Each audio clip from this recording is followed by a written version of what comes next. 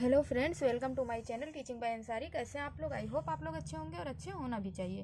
तो यहाँ पे देखिए, आज मैं बहुत अच्छा सा ट्रिक आप लोगों को सिखाने वाली हूँ। घनमूल का ट्रिक निकालना। घनमूल का अभी जाता है और ये फटाफट निकलेगा, बिल्कुल भी टाइम टेकिंग नहीं है। ट्रिक का मतलब जादू, तो बस जादू ही है।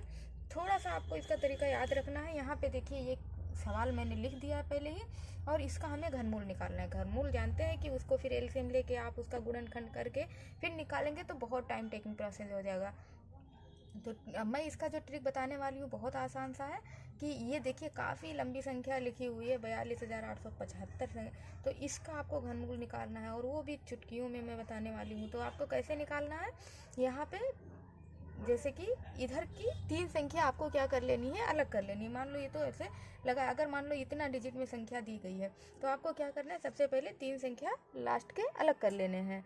और जो है, इसका जब 3 संख्या आप अलग कर ले, इधर के आप जब 3 संख्या अलग कर लेंगे, इधर जो भी संख्या बचे, हो सकता है इससे इधर भी 3 डिजिट होता, हो सकता है 2 है, हो सकता है 1 ही होता।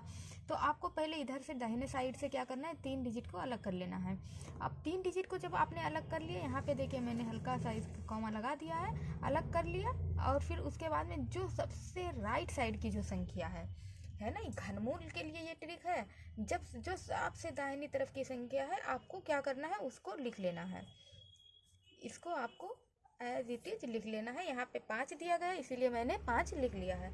अब ये तीनों का मामला खत्म।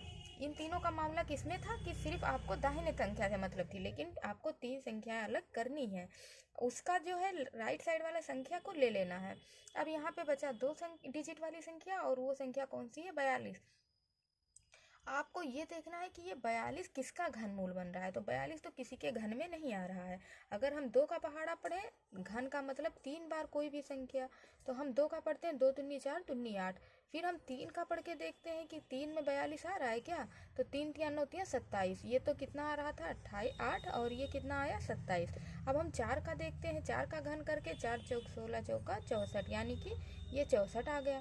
तो 42 तो इसमें आया ही नहीं ना। 3 का अगर हमने पढ़ा तो 27 आ गया, और 4 का मैंने पढ़ा तो 64 आ गया, यानी कि 42 नहीं आया। तो आपको क्या करना है, ज़्यादा वाले पे नहीं जाना है। ज़्यादा वाले से जो कम हो, ये 42 के अंदर ही रहे जो संख्या, या 42 ही हो जाए या 42 के अंदर है। 64 तो 42 से ज़्यादा हो गया, हमें 64 को नहीं देखना है। हमें किसको देखना है, या तो उसके इक्वल हो या तो उससे कम हो।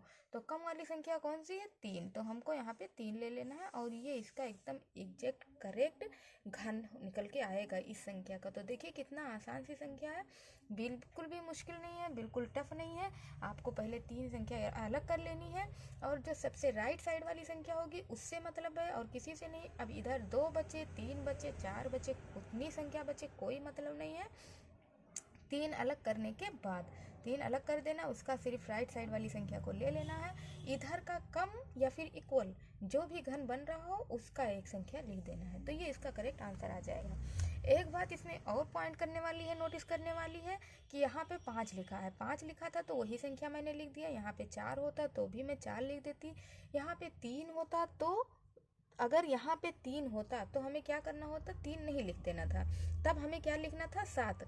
अगर यहाँ पे एकदम से किनारे वाले साइड पे 3 होता तो हम क्या लिखते, 7 लिखते। अगर 7 होता तो 3 लिखते।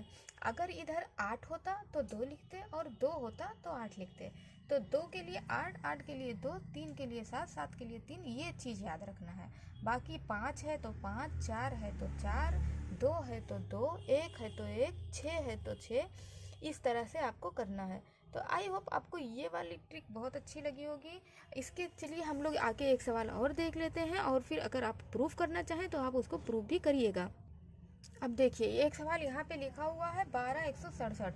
सबसे पहले क्या करना है, 3 संख्या को इधर से अलग कर लेना है। इधर जो भी बचे कोई दिक्कत नहीं है।